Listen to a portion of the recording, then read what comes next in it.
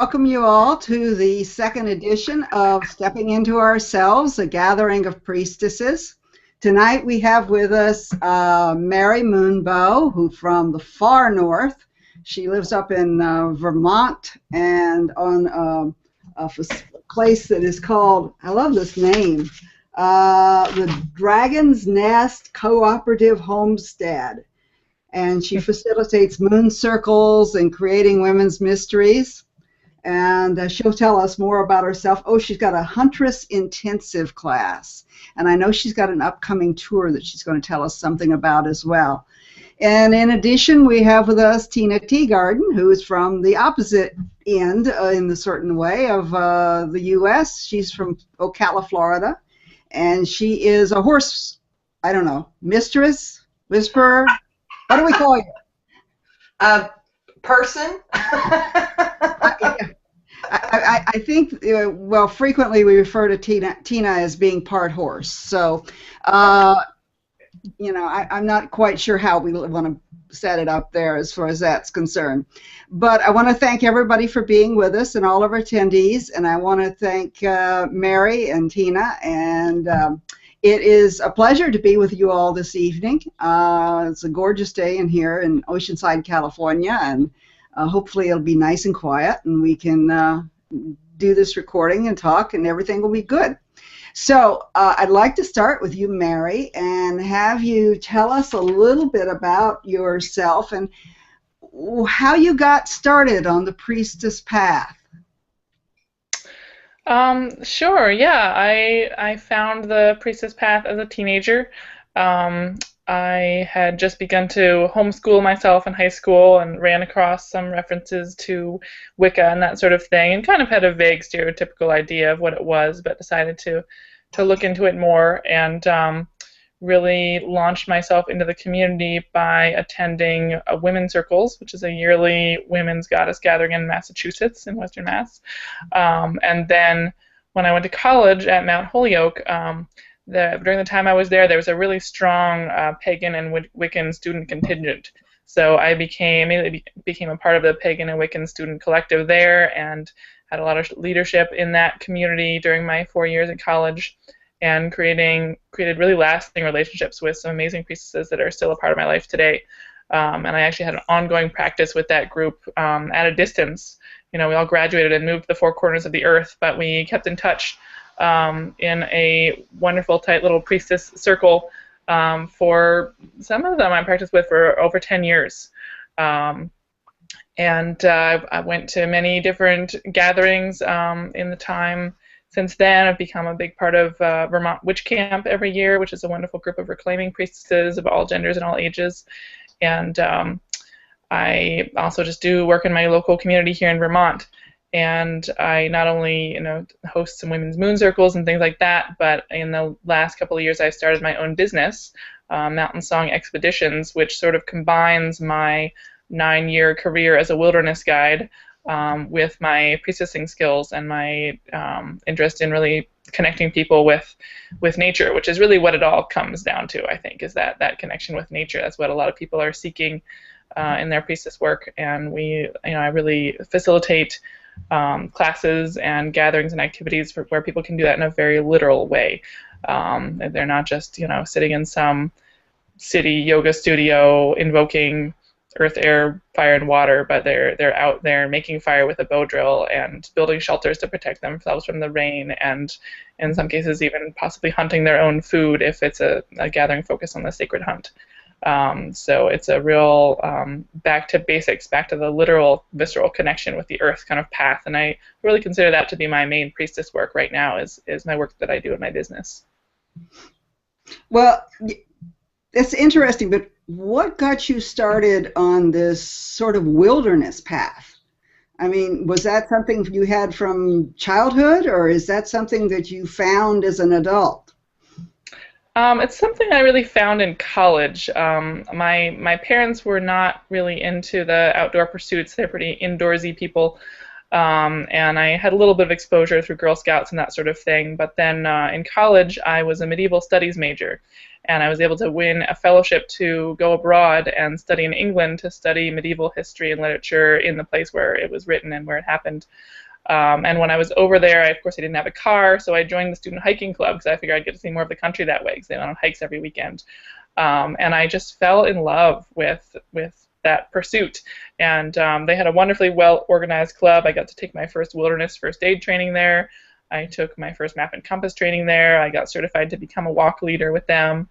And then when I came back to the States, I put in my last year of college and finished up my thesis and that sort of thing. But really the whole time I was procrastinating and researching the Appalachian Trail on the internet and figuring out how to get a job as a wilderness guide. And that's what I did. Right after college, I went and started working for a Quaker-based summer camp in Vermont. And then I spent the next about 8 years as a nomadic wilderness guide, traveling all over the country, working for all different types of programs, from summer camps to expedition programs to wilderness therapy for troubled teens and trail crews in national parks. I just follow the seasons and follow the jobs and see as much of the country as I could, and really get connected to the way of just being out in nature that really feeds my soul and makes me feel peaceful and happy. And I really didn't settle for the whole 9-to-5 routine because I knew that wasn't going to do it for me. And it's a passion of my adult life. It's a very enduring passion to be in the wilderness and be in the wilderness in community with other people. I do solo trips. I hike the Appalachian Trail alone, which is over 2,000 miles. But for the most part, I'm out there with groups of people, and facilitating that kind of community it's a kind of closeness that a lot of people only get in their spiritual circles or covens. Mm-hmm. But really, when you gather people of many different spiritual backgrounds or no spiritual background together and go into the mountains for 7 days, you create this kind of intimacy and openness between them that is really powerful. And so it was a very natural leap for me to connect my priestessing work and my wilderness work because I see a lot of common threads. Yes, that's fascinating, and you've gotten into the whole Diana aspects of this thing with the huntress. I know you have the huntress intensive, and that's part of what you do. And you have the program with the recurved bow, which I was not able to get up here, but we will put a thing up for your Nordic. Let's see, was I able to get it?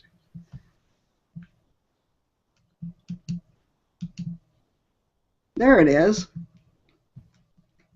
Yeah. So I did get it. I'm checking, folks. You're not supposed to see that yet. I'm just gonna make it go away here.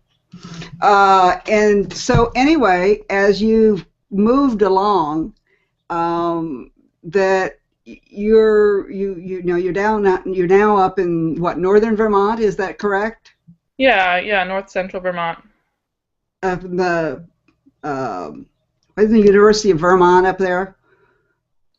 Yeah, there is a university up in Burlington. I'm a little ways away from that, up in the mountains. Yeah. Okay.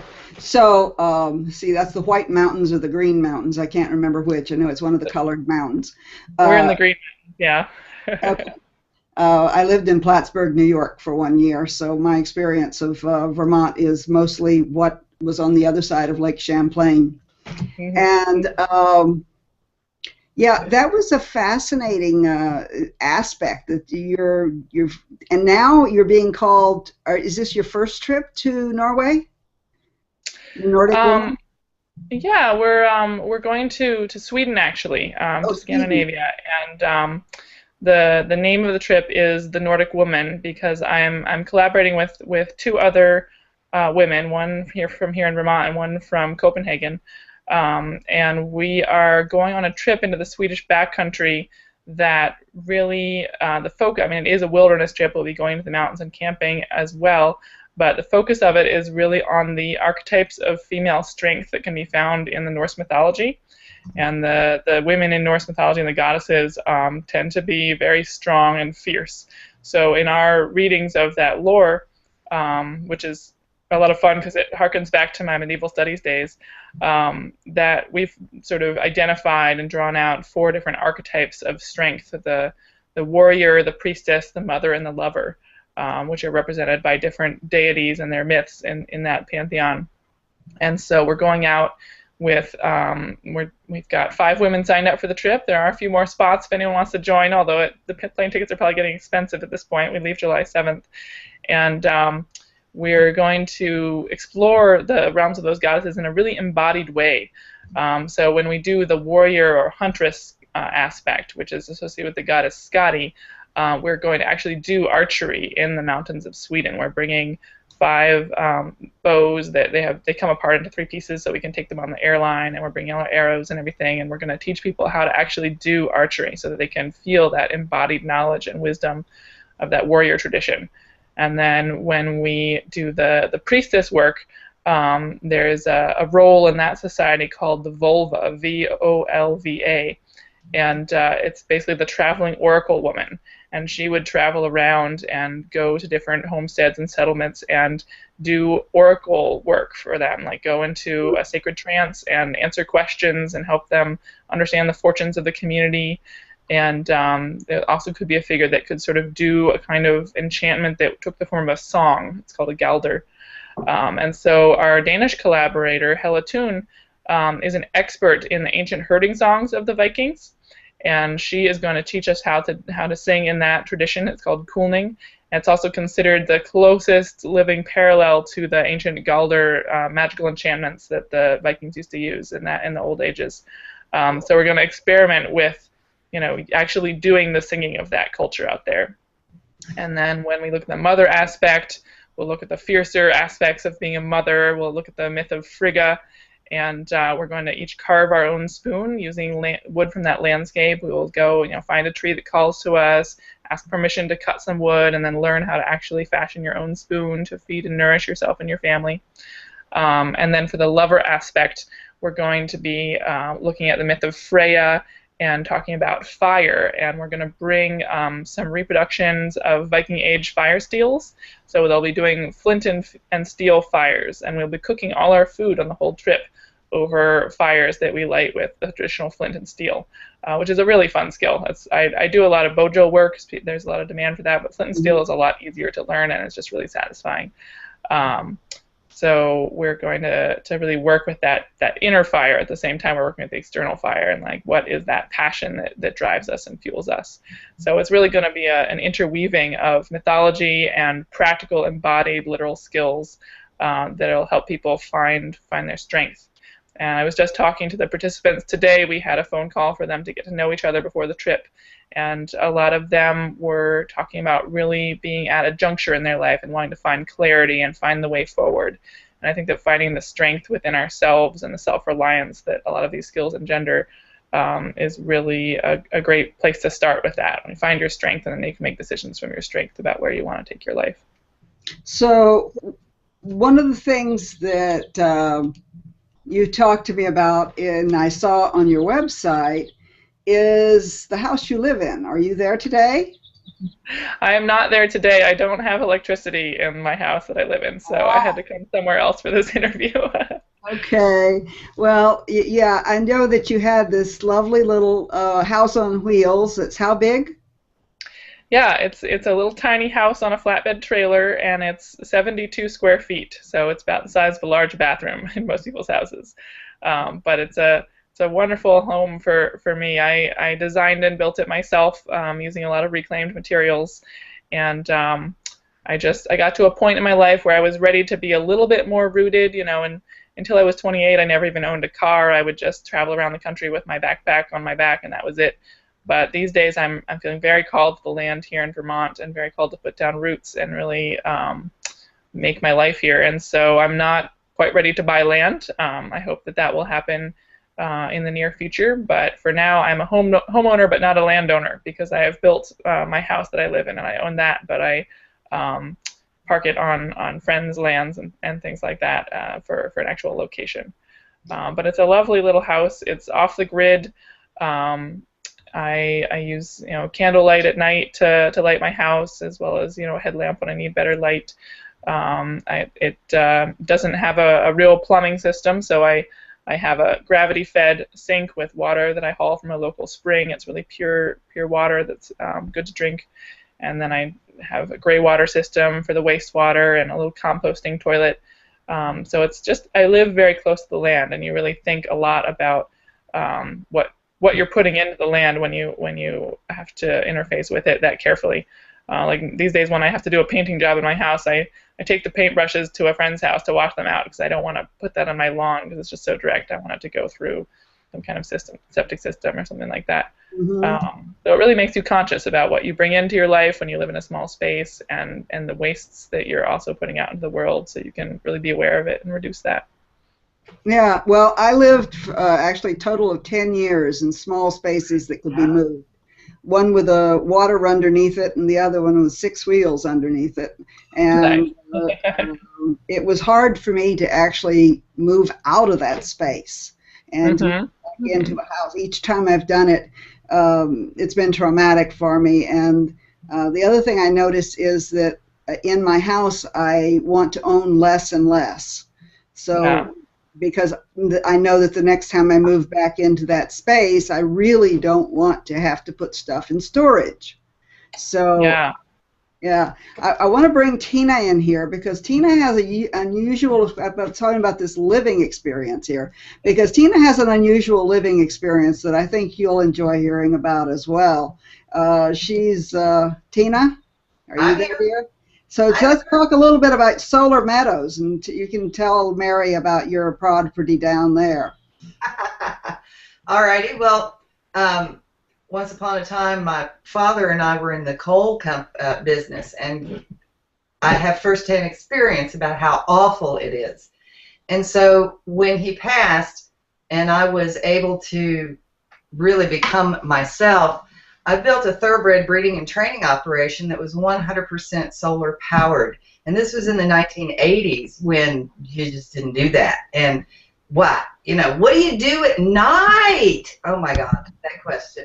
In the meantime, so along with that, I also built an Earth ship that Mike Reynolds came up with out in Taos, New Mexico. It was a prototype for here in Florida.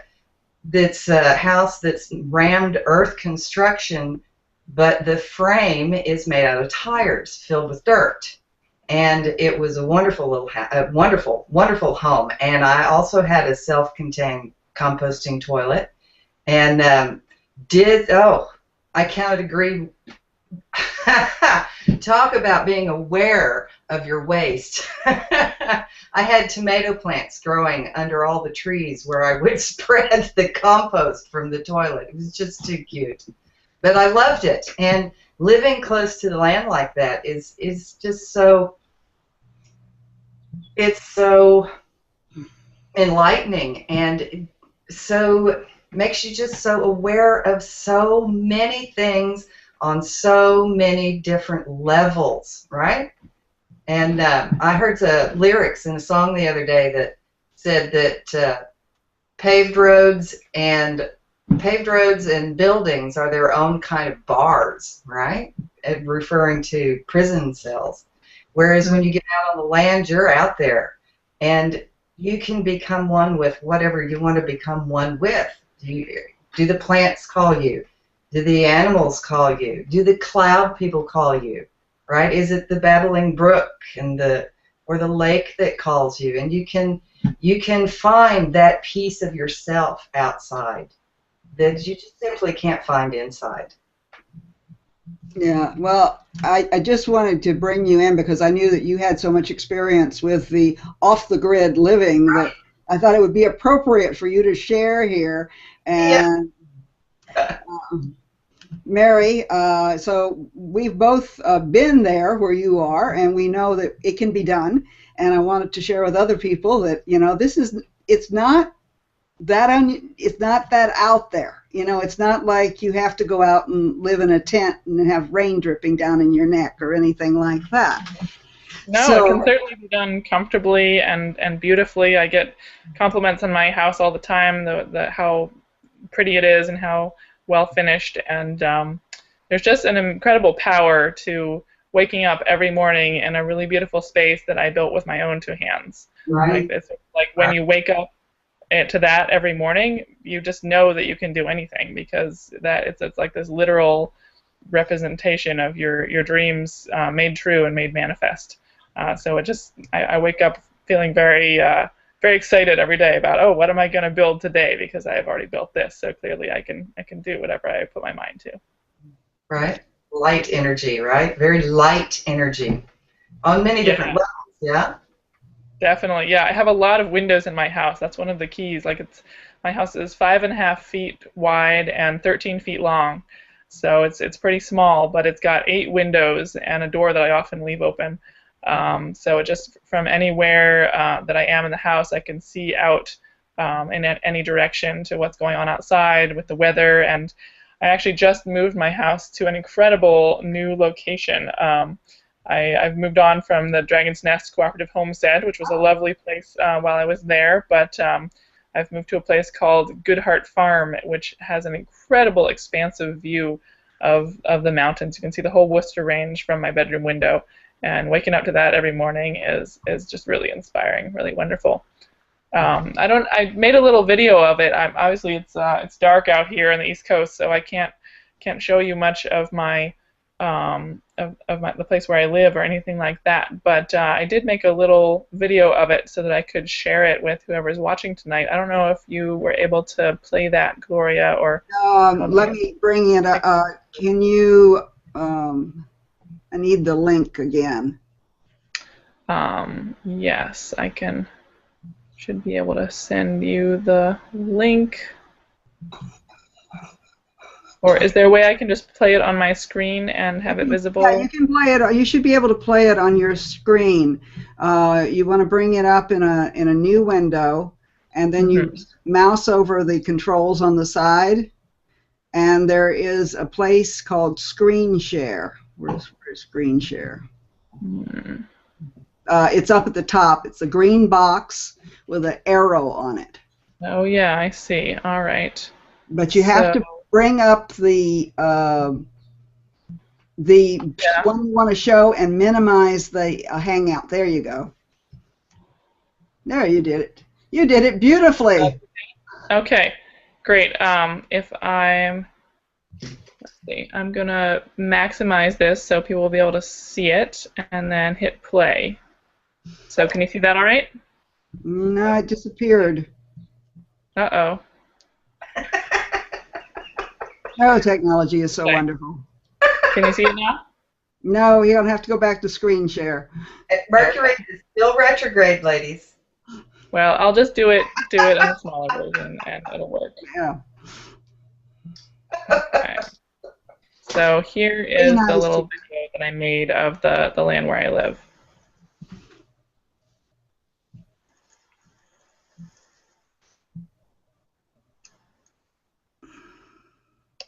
This is the lovely home of Mountainside Expeditions in Worcester, Vermont. You can see the Worcester Range across the valley from us. Here where we are at Good Heart Farm, a wonderful local organic homestead. This is part of our forest archery range where hunting students can come and shoot towards lifelike targets in a lifelike situation on forest terrain. Bullseye. This is the stream that can run through the property. To retrieve our arrows, we jump across the stream and walk up to the target. Here's one of the ferny glades in our forest field area, surrounded by red pines, beech trees, and birch trees. We follow this little trail. We will get to the group shelter, where we have skill classes, spoon carving, bow drill, discussions, women's moon circles. So this is our outdoor classroom, built by 5 women, 2 weeks ago. I wanted to let you say hi to my friends here, the sheep. These are Icelandic purebred sheep that live here at Good Heart Farm with me. And we also share this land with chickens and a lovely young family, a few different people living in yurts. It's a really incredible place. So I hope we get to come visit one of these days for one of my programs. And I've enjoyed sharing with you this beautiful mountain paradise that I get to wake up to every day. That's fabulous. Thank you so much. And that worked well. Small as it is, you know, I don't know how well it worked for anybody who was watching it on an iPhone, but I don't know that you can do a hangout on the iPhone, so may find out the hard way. Okay, so make that go away and go back to the hangout, and there you Here we are. are. Great. Yeah, so that's fascinating. And then you've got the Nordic Woman coming up, and you have a few spaces left on that if people are interested. I put a pop-up for them to send you their email addresses and to contact you if they're interested. Yeah, and And if it doesn't work out for this year, we are going to be doing the trip again next year. So definitely get in touch, get on the email list, let us know you're interested, and we'd love to have you either this year or next year. yeah, well, that's fascinating, and it's fascinating that you've chosen this path, which is not necessarily the easiest path. You know, I Yeah. mean, do you live in that little house in the wintertime or not? I do live in that little house in the wintertime. People are always amazed that I don't get cabin fever, but I really love it. I've spent a lot of my life living in like a one-man tent, so to me it doesn't seem too cramped. It's kind of an upgrade, and I get outside a lot more. You know, I can leave my cross-country skis and my snowshoes right outside my door, and leave right from my doorstep to some beautiful trails up in the woods, and just it gets me out in all weather, which is really a lot of fun. Well, that's fabulous. My personal experience around the whole thing is I wouldn't live in Vermont in the wintertime, so anywhere that they get that white stuff on the ground, I'm not interested. But you know, Right. That's why I live in Florida, right? Yeah, but that's because I'm definitely a lover of the winters. I do a lot of personal spiritual work with the goddess Skadi, who is the Norse huntress and warrior goddess. And man, I just get so excited when the winters come. I love the snow, and it's also so connected to my hunting work. You know, winter is a wonderful time to track deer in the woods and learn where they are and what their habits are and how the herd is surviving through the winter and all of that. And Skadi is really the goddess that's called me to my work around the sacred hunt, which has become a really big part of my life. I grew up vegetarian and raised by a very pacifist family, and always thought that hunters were bad people. But after I'd been a wilderness guide for like 6 or 7 years and really felt a strong level of mastery in that way of being in the woods, I started to feel like I needed something more, and I really wanted a new challenge and a new initiation and rite of passage. And studying the myths about Skadi really inspired me to think about approaching hunting in a different way, in a really sacred way. And so when the student is ready, the teacher will appear. And so even though I had no idea where to start, the perfect teacher appeared for me. Someone I met on the Appalachian Trail, and under his guidance and teaching, in about 7 days, I went from never having shot a gun in my life to having killed a 6-point buck and skinned and butchered it myself, and eaten some of the tenderloin. I don't eat very much red meat, but if I kill an animal, I certainly eat it to honor the sacrifice that it's made.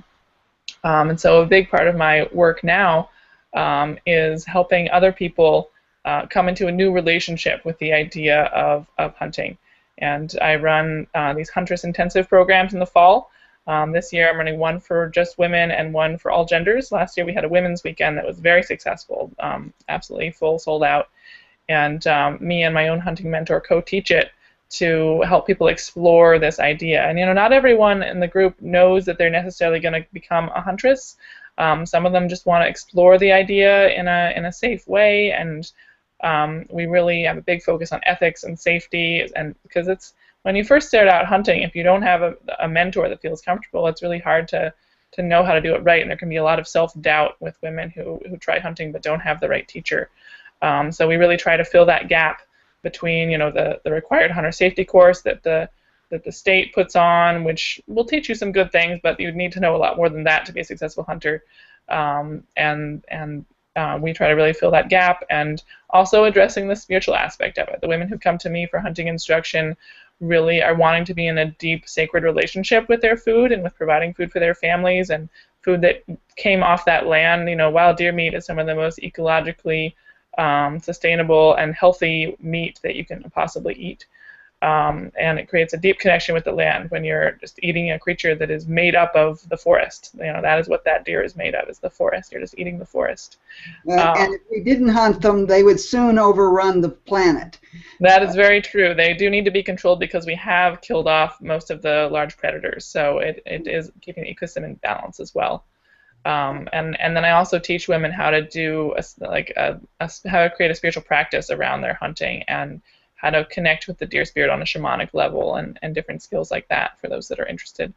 So I feel like the goddess Scotty really calls me to that work, and I love winter too as a part of it. It's sort of all woven together in the aspects of. I'm glad that we can provide you with what you love, and I'm glad I don't have to be there. So I'm going to, on that note, I'm going to say that I think that it's fabulous, and I think that there's a lot of particularly younger women who might be very drawn to what it is that you have to offer. As we get older, our bones get creakier, but I do know the area where you're talking about up there in the mountains, and it is incredibly beautiful. And it's a very wild. I mean, it's hard to believe that there's something really wild in New England for other people from other parts of the country. But the truth is, you've got some areas up there that you can't see a house for miles, and you don't see any degradation of the land. You don't, there's maybe some lumbering around, but that's also an important thing because that's a crop that can be regenerated. So I really do honor what you're doing, and I do. I really like the idea of the Scandinavian tour, so I think anybody who's interested in doing that this is obviously the woman. If you want to go out and spend some time in the wilderness and learn who you really are, that part of your priestessing is just incredible to me. And I really want to applaud you for having chosen that path, which is not an easy path. And at the same time is obviously something that for you is easier than a 9-to-5 job in the city. Yeah, definitely. It may not be the easiest path, but it's the only path that's going to bring me the kind of joy that I want for my life. So it's an easy choice to choose that path. Yeah, and Mary has provided us with a giveaway, which we will make available for people as soon as I figure out how to do that. You have to understand, there's a number of technical systems here that I'm putting together to make this happen. A year ago, we couldn't have done this program at all. We would have cost us $5,000 a night to put this on. So no matter what you think of Google, you got to thank them for the fact that we're able to put on a show where Mary is in Vermont, Tina is in Florida, and I am in California, and it's video. So, right. And it's pretty good video at that. So I'm working with the systems and trying to get everything put together.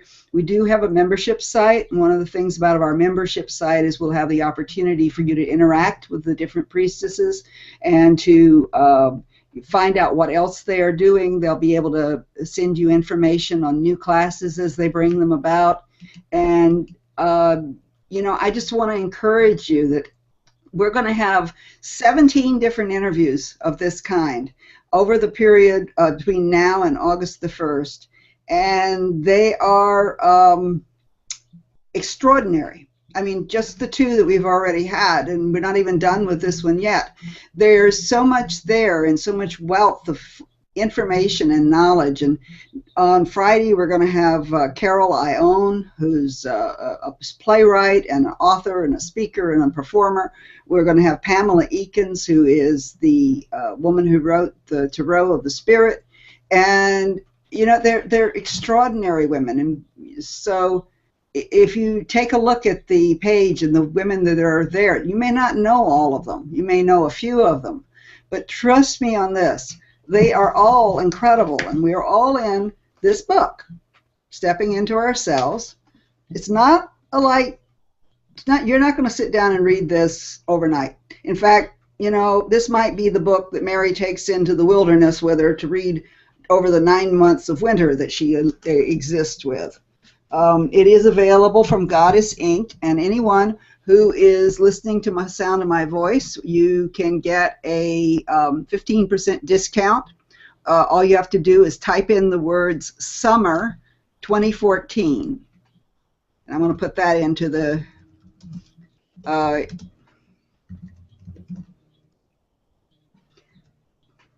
for anybody who wants to buy the book. It's a great book. It's got 50 different authors in here, including the great Patricia Monahan, who has passed on. Let's see, we've got a couple of others that have already gone on before us, hopefully to make it a better world. Okay, there we go.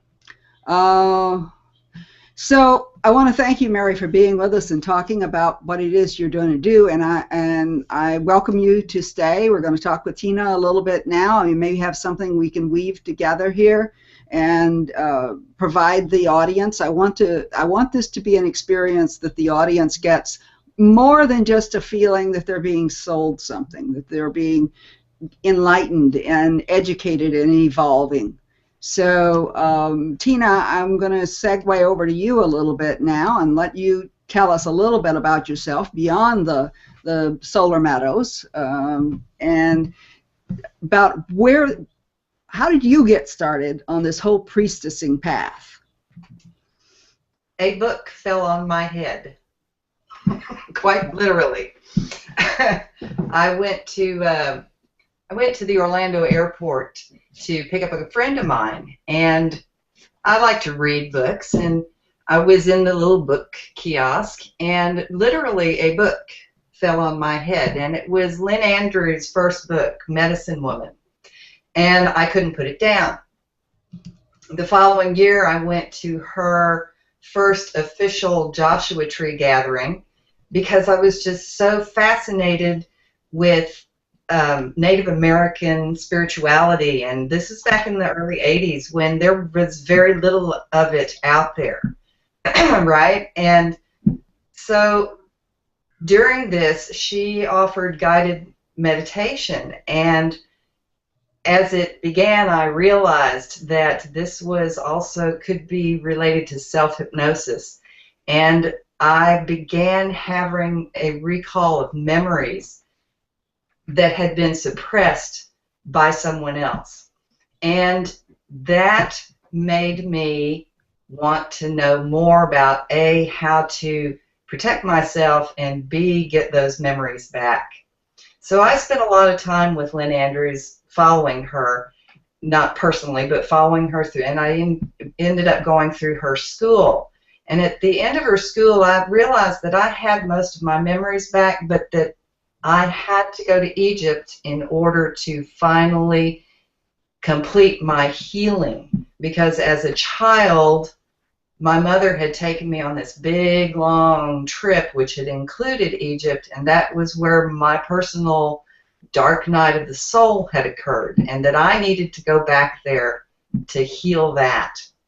And when I went to Egypt, I went with Nikki Scully, and I can't remember if that was a trip that I met you on. I believe it was. And that healing was so powerful, and the Egyptian pantheon so enveloped me that was when I finally realized that I was on a path to the priestess.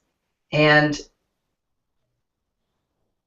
I've continued studying. I've wrapped up the Lynn Andrews and Nikki and the Egyptian pantheon, and I've also studied with Alberto Villoldo in the Inca way, because I've realized a lot of things, one of which is that in my connection now with spirit, that in this particular path for me, I'm needing to integrate many of my other lifetimes, pulling it all together.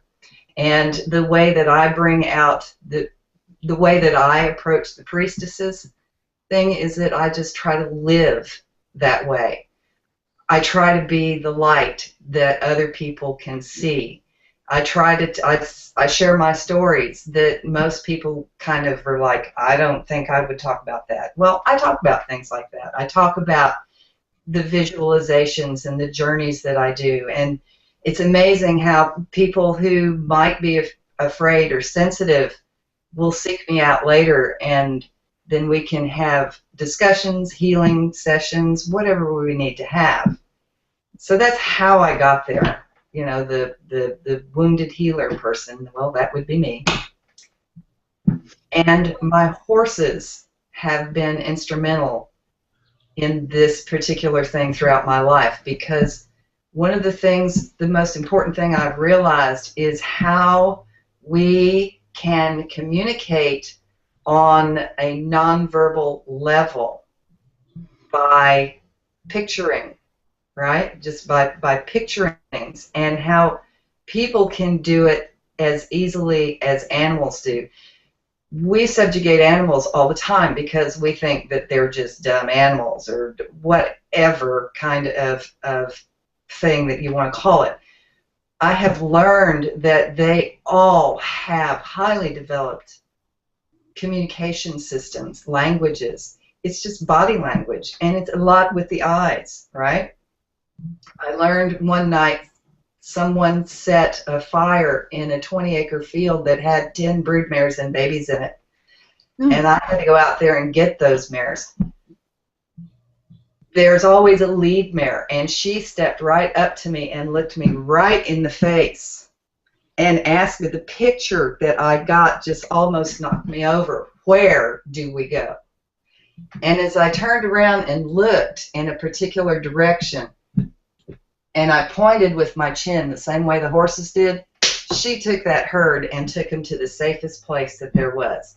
I was in shock in that moment, right?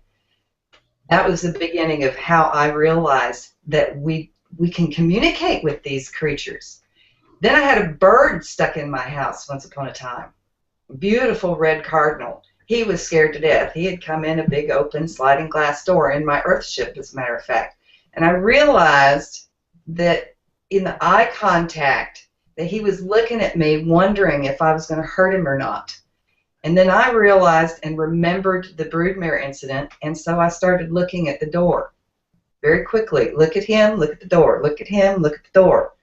And I stepped back and gave him the space he needed to be safe. And he kind of looked at me, and he looked at the door, and he looked at me again, and he flew out the door. And then he landed on a fence post about 50 feet away, and he just stared in the house in that bird way. It was so funny. You could see him realizing that human got it. And when I realized that he realized it, that was one of the biggest aha moments in my life as well.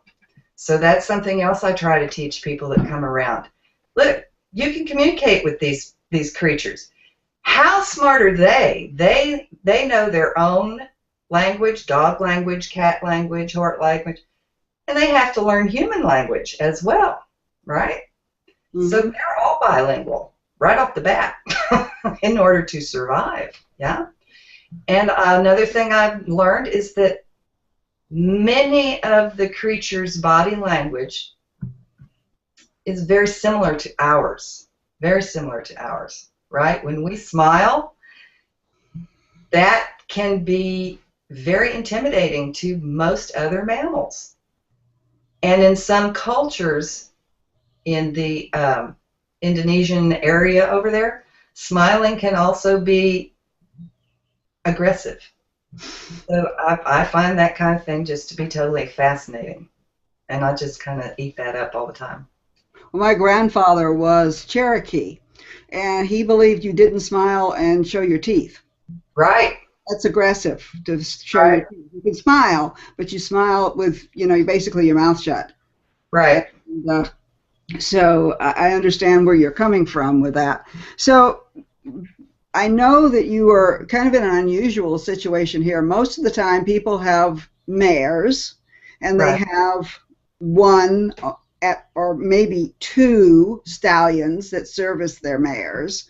In fact, I remember having a woman from up in Georgia saying that she was so glad whenever her last stallion died, and she wasn't going to ever have another one of those things around her. And you have how many? I have 4. One of them who is I refer to as my son, who is 32. And then I have my other 3 stallions, and I do have a gelding as well. And I just love them. And there again, I try to have my belief system operative in my life. So hearkening back to the Native American wheel, right? Mm-hmm. They have colors representing the directions, and I settled on red and yellow, black and white. So I have a red horse, a yellow horse, a black horse, and a white horse. So I'm very blessed in that area. And they are some of the most wonderful creatures and the best teachers, the very best teachers. Yeah. So you've spent a lot of time with horses, and I know that you've spent a lot of time training them and being trained by them. Yeah. How do you feel that that has impacted your spiritual life outside of being with the horses? Patience. It's taught me lots of patience. My initials are TNT, and one never knows how long that fuse is. So being around them, you can't, they teach you patience, because when you lose your patience with the horse, it's breaking a trust. And they tell you about it. They tell you about it, and it'll hurt your heart. Mm-hmm. So that's the biggest thing I've learned. And I've learned from them how to watch, just to watch and to observe, because that's how they survive, right?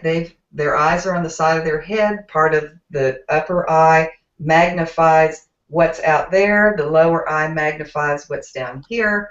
And they have to be aware all the time of their surroundings, because they're a prey animal, right? So power animals that I normally am associated with are all predators. So it's a very interesting wire that I walk between my predatorial nature and my love of those creatures that I could easily prey upon.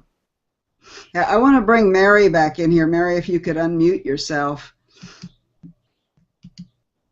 There you go. So we're talking about the horses and their way of being in the world and seeing things. How do you relate? You're working with animals which are also prey, and you're working with them as a huntress, but you're also working with them as a sort of a conservator as well, and that you're out there in the fields. So did you hear what Tina had to say about working with them and knowing how that they saw and thought? And how does that affect whenever you're out and you're hunting them? Yeah, it affects it a lot. I love hearing what Tina has to say about the horses. Just last fall, I took a mounted archery training where we rode horses and shot bows and arrows, and it was an incredible experience. It was the first time in my adult life that I've really been able to be around horses and to work with them directly like that. And I did see a lot of similarities to the deer. The secret to being a successful huntress is really learn to see the forest through the eyes of the deer. And more importantly, through the nose of the deer. Like their sense of smell is their #1 way of being aware of their world. So a lot of the work that you're doing as a huntress is masking your own smell so that you can get close enough to them and they won't be spooked. So I now have this intense awareness of which direction the wind is blowing in the woods, and which direction the creatures are going to know I'm coming and which ones they won't, whether it's upwind or downwind. So that's definitely a big part of it. And then, of course, the visual. The deer don't have the greatest vision. They are very good at seeing motion. They're not great at seeing colors. They actually can't see most colors. That's why you can wear blaze orange in the woods and they can't detect it. But then you can wear camouflage to kind of break up your shape. And often if you really just freeze, they can't tell what you are. It's not until you move that they can really tell. So it's almost like being invisible, having certain powers of invisibility when you're interacting with another species like that. Because if you work around their sharp senses, then they really can't sense you very well. And so there's an incredible sort of sense of awareness and really focus on how another creature is sensing the world. And there are, of course, a lot of us who also believe that there's a certain metaphysical or sixth sense, or not scientifically defined piece to that of how they can sense their world, and there's a certain contract between a buck that comes within range of you when you're hunting, that is in some ways an offering, and that there's some kind of soul contract there. That's another piece of it. But a lot of it does come down to learning to stalk through the woods in ways that the creatures can't see you, and that just involves putting yourself into their hooves, I was going to say into their shoes, but in their place, and seeing how they see the world.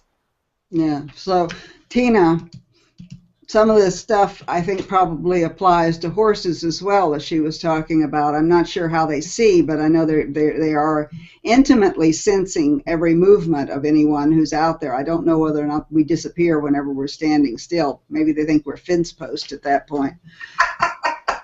It's hard to tell what they think sometimes, right? But then it's hard to tell what people think sometimes too. Yeah. And about the sense of smell, the horses have a really good sense of smell as well, and they smell on the person. They can smell fear, they can smell anger, they smell happiness, they smell all kinds of things that are mentionable and unmentionable, right? Mm-hmm. So that's another part I have to learn to control in myself as Mary learns to stand or freeze or be around the animals so that they don't detect her. Then while I'm interacting with them, I have to control myself. I have to look at myself and say, okay, this guy, we're having a discussion here, or we're not having a discussion, life is good, whatever. I have to make sure that I am a competent leader at all times. And that's even more particular with the stallions, which I think is why I'm drawn to them, because one must be impeccable around a stallion. They will not suffer fools. They just won't. They'll bite you or kick you and go on their way because it's their nature, right? The mare, she'll kind of put up with it and maybe go away from it. Or a gelding, he's happy to be alive in the first place. But the stallions, you better bring your A game all the time. And I think that's why I like them. They keep me on my toes. Well, that's one way of looking at the experience. The other way of looking at it is they like to bite. Much as I don't care for the snow, I'm not real crazy about quadrupeds either. So I'm totally, you both of you ladies fascinate me because you're basically coming from Mars as far as I'm concerned. And Tina knows this, so I've told her this a lot of times. So, and so when you came to the Egyptian part of your journey, you had some revelations that occurred whenever you were in Egypt. And I know you've been there 5 times now? Yeah, at least. Yeah. 5 or 6. Yeah. So tell us a little bit about what happened with you with the Egyptian experience and how it changed you. So when I was 11, I was with my mother on this trip, and the experience was that I had been hypnotized and information had been put into my brain, and they were expecting me to give it back to them, and I wouldn't do it. Being 11, I was having a little 11-year-old little girl temper tantrum. As a result, there was a little more hypnotism involved, and at the end of it, the person said, and when you wake up, you will remember nothing. So when I woke up, I remembered nothing. I was 11 years old in Cairo, Egypt, with absolute amnesia. And when I when I went through the Lynn Andrews School, I began regaining those memories and a whole slew of other ones, and realized that the only way for me to get over some very deep-seated fears I had was to go back to Egypt and experience it and look all that in the face again, and to replace those old nasty memories with good ones, which is what I did. And being there stirred up a lot of other things for me as well in that first trip. A lot of memories of right after that had happened. I went right after the incident when I was 11.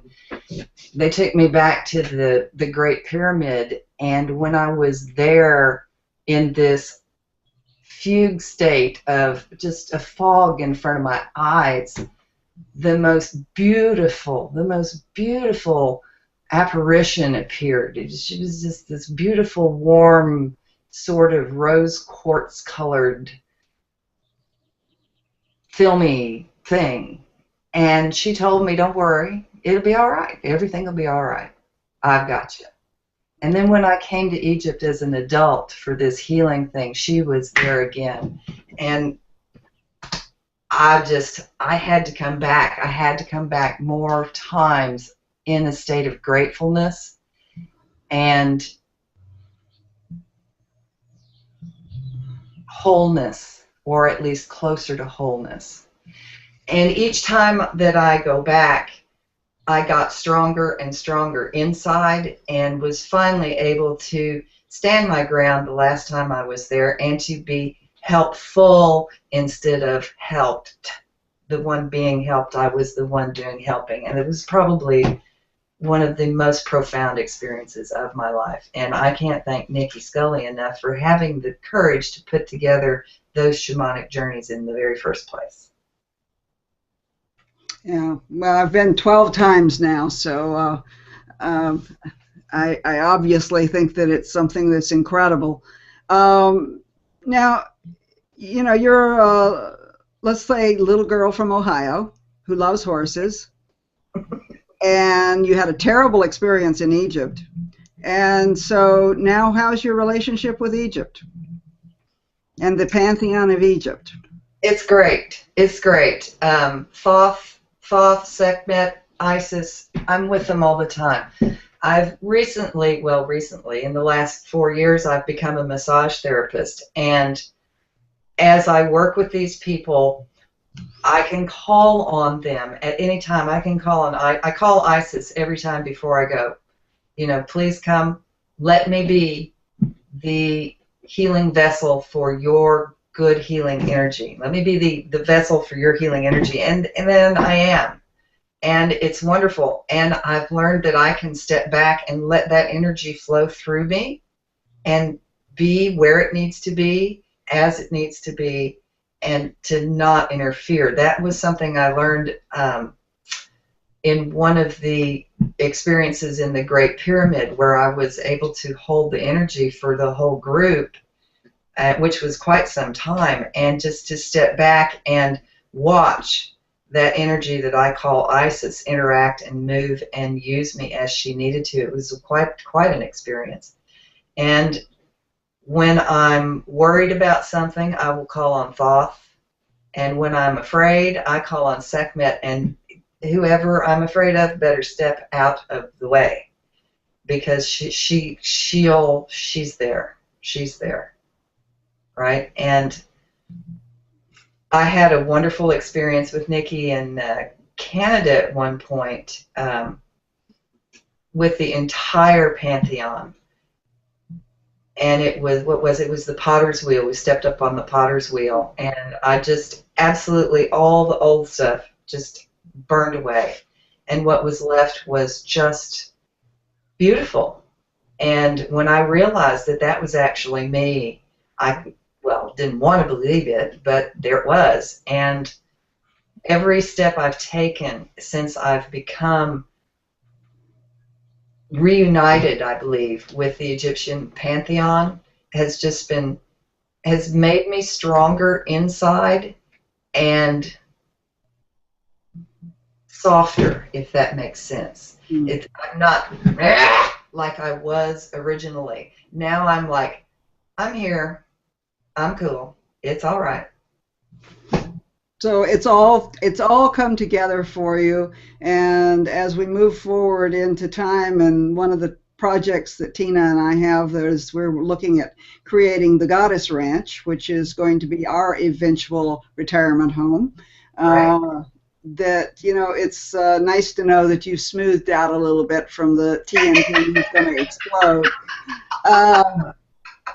So anyway, well, I want to thank you so much for being on the show tonight. And Mary, she had to drop off. I know that she had an appointment, and she said she had to go right at the end here. So I want to thank you for being here and for providing us with all the wisdom. And now Tina is located in Ocala, Florida, and she does do massage down there. She also has horse training events at her the Equine Inn, which is depending upon. It's also, if you happen to have a horse, it's probably the best place on earth you could go and take your horse. He'll think he's just died and gone to heaven. So, I want to thank everybody who showed up tonight as the attendees. You're very important because you do create an energy that allows us to speak to you. And for those of you who are watching this later on, yes, you create part of that energy too, because we know that you're going to be listening and you're going to be hearing us. And we want to be part of your world and to give you an opportunity to see a little bit into our world. And I'd like to invite everybody to return on Friday night whenever we will have Ione and Pamela Eakins. And I think you're going to find that they are very different. Every one of these shows are very different. There's no such thing as there's no program here. There's no set of questions that are going to be asked of everybody. There's no reading out of the book. Everybody's different. And we have a crew that is coming through here that will literally rock your world. We've got some women that are very strong, and Tina is one of my favorites in that she has the ability to hold energy whenever everybody else around her is falling apart. And so whenever we had someone who couldn't be here tonight, I was able to call her up with a little over 24 hours notice and say, can you please come on this show for me? And she said, yes. That's part of being a priestess. It's showing up when you're asked, whenever it's not convenient, whenever it's, oh, well, I would really rather go and watch TV, or I'd really rather go and do something else. But you get called, and sometimes you get called to clear a house, sometimes you get called to heal a person, sometimes you get called to be on a show. But it's all part of the same thing, and it's Nikki Scully, who we've both mentioned here. She says, I never said I was a shaman. What I said was I'm available. And it's that energy of being available to spirit that is part of being a priestess. That's part of being who you are and creating that context where you can provide service to the divine. We are their hands here on earth. Whether you believe in the Egyptian pantheon or whether you are of Jewish faith and you believe in one God and only one God, or if you're somewhere in between, it doesn't matter.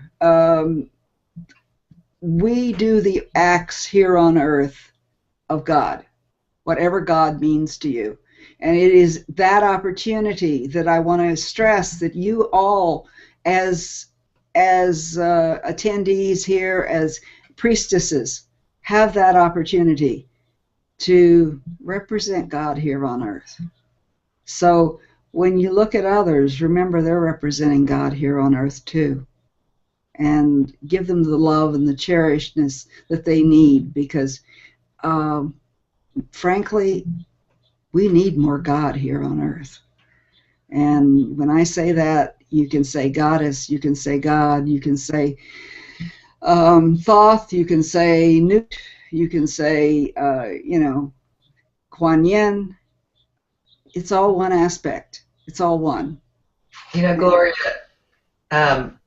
one of my other teachers says in one of his prayers, he says, and including you who are known by 1,000 names, and you who are the nameless one. Right? I think that's so beautiful. I think so too, and I want to thank you for adding that. And I want to thank everybody for being here tonight. And it is a little bit after 7 o'clock, and I promised you it'd be over at about 7 o'clock, or for Tina, it's 10 o'clock. And she does get up at 4 in the morning, so I'm going to honor her experience and thank her again. Thank Mary for being here. Thank all of you for being here. This is the end of the second edition of Stepping Into Ourselves. We will have the third edition on Friday night, 6 o'clock. This one will be available for 24 hours for you to be able to see it for free. After that time, it goes behind the doors of the membership site. I would encourage you to become a member. The opportunity as a member will be much greater than anything that you could possibly imagine. I'm building this whole program as we go, up to and including creating a magazine, which will have more interviews, more information, and events that you can attend all over the country.